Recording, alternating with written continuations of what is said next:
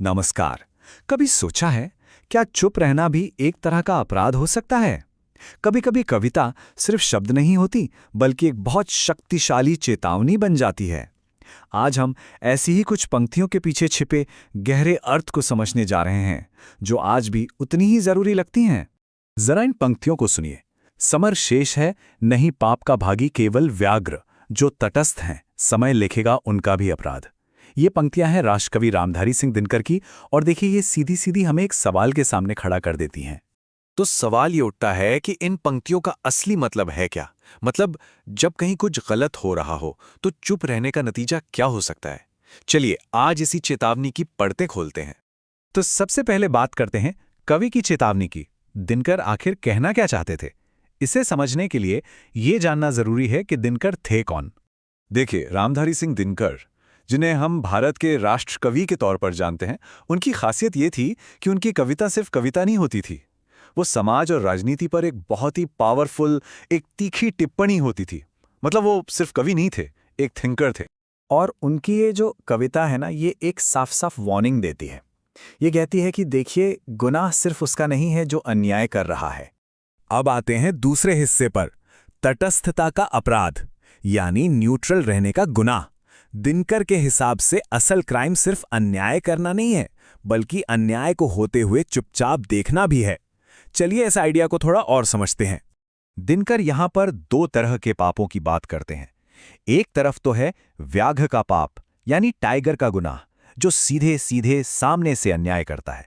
और फिर दूसरी तरफ है तटस्थ का अपराध, मतलब जो सब कुछ देखकर भी अनजान बना रहता है, जो चुपचाप अन्याय होते हुए देखता रहता है। और फिर आती है कविता की वो सबसे पावरफुल लाइन, समय लिखेगा उनका भी अपराध। इसका मतलब क्या हुआ? मतलब ये कि वक्त या कह लीजिए इतिहास खुद जज बनेगा, और जो लोग चुप रहे उन्हें भी अपराधी की तरह ही देखेगा। उनकी खामोशी को भुलाया नहीं जाएगा। तो अब आते हैं सेक्शन 3 पर, सत्ता और मौन। ये कविता तो लिख दी गई, पर आज के दौर में इसका क्या मतलब निकाला जा रहा है? आज की पॉलिटिक्स में इसे कैसे देखा जाता है? इस बारे में पॉलिटिकल थिंकर जवाहरलाल का एक एनालिसिस काफी इंटरेस्टिंग है। वो मानते हैं कि दिनकर की ये लाइनें आज के समय के लिए एक डायरेक्ट मैसेज हैं। तो जवाहरलाल के हिसाब से ये वार्निंग किसके लिए है? उनके मुताबिक ये उन लीडर्स के लिए हैं जो सत्ता के नशे में चूर हैं, उन लोगों के लिए जो डेमोक्रेसी का मजाक बना रहे हैं, और सबसे बढ़कर ये उस पब्लिक के लिए हैं जो ये सब कुछ अपनी आंखों से देख तो रही है, लेकिन या तो न्यूट्रल है या फिर एकदम चुप। और सोर्स टेक्स्ट में लेखक एक बहुत ही कह सकते हैं तीखी बात लिखते हैं। वो कहते हैं कि अन्याय का जो नतीजा होगा ना, वो सिर्फ अन्याय करने वालों को नहीं भुगतना पड़ेगा, बल्कि उन मूर्खों को भी भुगतना पड़ेगा जो तटस्थ हैं या चुप हैं।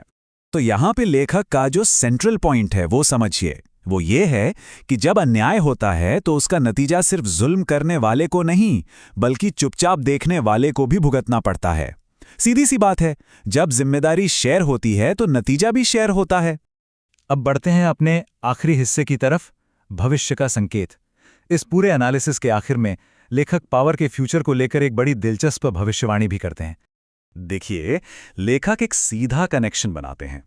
उनका लॉजिक ये है कि जो लोग आज नाइंसाफी के खिलाफ प्रोटेस्ट कर रहे हैं, आवाज उठा रहे हैं, वही लोग कल के शासक होंगे। मतलब आज का जो विरोध है वही कल की सत्ता है।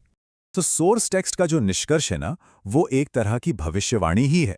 इसमें यह दावा किया जाता है कि इतिहास इस बात का गवाह रहा है कि जो आज विरोध में खड़े हैं, असल में वही कल पावर में आएंगे।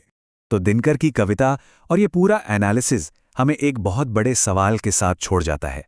सवाल ये कि जब हालात मुश्किल हों तो क्या चुप रहना सिर्फ कुछ ना करना है, या फिर ये खुद में एक पॉलिटिकल चॉइस है, एक ऐसा फैसला जिसका हिसाब किताब, जैसा कि दिनकर जी ने कहा था, आने वाला समय खुद करेगा।